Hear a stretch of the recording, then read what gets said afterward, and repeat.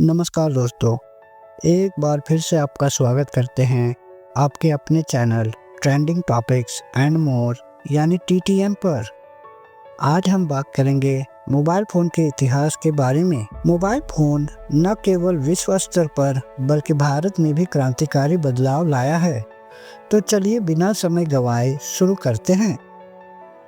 Mobile phone का विकास 1940 के दशक में शुरू हुआ, जब पहला वायर्ड फ़ोन विकसित हुआ।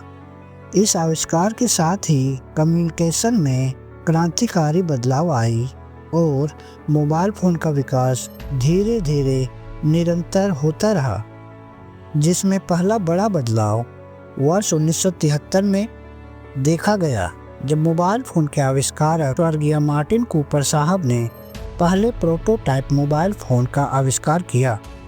इस मोबाइल फ़ोन का नाम मोटोरोला डायनाटेक था। इसका उपयोग मार्टिन कूपर ने शुरुआती दौर में करना शुरू किया था। यह फ़ोन बहुत बड़ा और भारी था।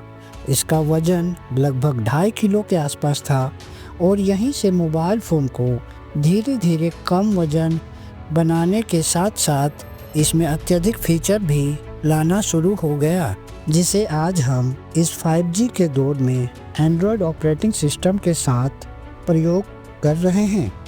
यह सब मोबाइल फ़ोन के आविष्कारक स्वर्गीय मार्टिन कूपर के द्वारा ही दी गई है। मोबाइल फ़ोन का आविष्कार तो 1940 के दशक में ही हो चुकी थी एवं पहला मोबाइल फ़ोन मार्टिन कूपर साहब के द्वारा ही 1973 में उपलब्ध कराई गई, जिसका परिणाम यह रहा कि 1980 के दशक में मोबाइल फ़ोन का प्रयोग करना सामान्य आदतों में शुमार हो चुकी थी और लोग आमतौर पर कम्युनिकेशन हेतु इसका प्रयोग में लिया करते थे। 1992 में मोबाइल फ़ोन के विकास में एक और क्रांतिकारी अध्याय जुड़ गई, जब मोबाइल फ़ोन से टेक्स्ट मैसेज यानी SMS भेजा जाने लगा। यह टेक्स्ट मैसेज ही आगे चलकर संचार व्यवस्था में नई रास्ता दिखाई, जिससे कि वर्तमान समय में इंस्टेंट मैसेजिंग के तौर पर लोगों के द्वारा बहुत सारे सोशल नेटवर्क के उपयोग करने के दौरान किया जा रहा है। 1992 में टेक्स्ट मैसेजिंग भेजे जाने के आविष्कार के साथ ही लोगों के द्वारा सामान्य प्रयोग हेतु टेक्स्ट मैसेज के सिस्टम को वर्ष 1996 में फर्स्ट जनरेशन के मोबाइल फ़ोन में SMS की सुविधा प्रदान करने के बाद हुई। लेकिन उस समय टेक्स्ट मैसेजिंग के लिए शुल्क भी वसूली जाती थी, जो कि वर्ष 2016 में जियो मोबाइल नेटवर्क के आने से फ़ोन कॉल और टेक्स्ट मैसेज के प्रयोग हेतु वसूली जाने वाली शुल्कों में रोक लगाई जा सकी। बात करें भारत में मोबाइल फ़ोन के प्रयोग के बारे में, तो भारत में मोबाइल फ़ोन का प्रवेश वर्ष 1995 में हुई, जिसमें पहला मोबाइल फ़ोन सेवा प्रदाता के रूप में प्रख्यात कंपनी वूलटेल थी, क्योंकि उस समय मोबाइल फ़ोन रखना सबके बस की बात नहीं थी, जिसका मुख्य कारण इसका अत्यधिक मूल्य होना था।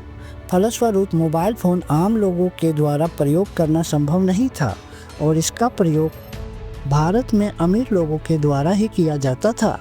लेकिन धीरे धीरे मोबाइल फ़ोन के प्रयोग में होने वाली खर्चों में कमी आने के कारण आम जनता भी इसका प्रयोग करने लगे, जिससे देश में संपर्क करने की जटिलता को समाप्त करने में BSNL और रिलायंस कंपनी ने भी महत्वपूर्ण भूमिका निभाई और यह आम लोगों के बीच काफ़ी लोकप्रिय होता गया। बात करें मोबाइल फ़ोन का भारतीय बाजार में तेज़ी से बढ़ने के बारे में, तो यह बदलाव वर्ष 2000 से शुरू हुई, जब मोबाइल फ़ोन सेवा प्रदाताओं के द्वारा शुल्कों में कमी की गई, जिसका परिणाम यह रहा कि Bharatiya Janata mobile phone connection लेने में रुचि लेने लगे और यह वर्ष 2003 के अंत तक भारतीय बाजार में मोबाइल उपभोक्ताओं की संख्या 10 करोड़ को पार कर गई, जिसका परिणाम यह रहा कि पहले की अपेक्षा उस समय डाटा और स्मार्टफोन के मूल्य में गिरावट होने के कारण इसकी लोकप्रियता बढ़ती चली गई।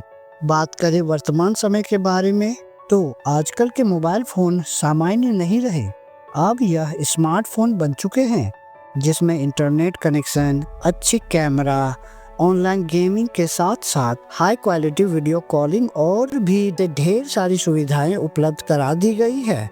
जिससे कि आम लोगों को कंप्यूटर सिस्टम प्रयोग करने की ज़रूरत नहीं होती है और वे अपने ज़्यादातर सभी काम ऑनलाइन हो या ऑफलाइन अपने मोबाइल फ़ोन से यानी अपने स्मार्टफोन से ही कर पाते हैं। इस क्रांतिकारी स्मार्टफोन का विकास वर्ष 2007 में एप्पल कंपनी के द्वारा आईफोन लॉन्च करने के साथ हुआ, जिसने स्मार्टफोन फैशन को पूरी तरह बदल दिया। भारत में भी ऐसा ही हुआ और मोबाइल फ़ोन के लाखों करोड़ों ऐप्स लोगों के लिए उपलब्ध कराई गई, जिससे कि वे अपने कार्यों को सरलतापूर्वक संपादित कर सके।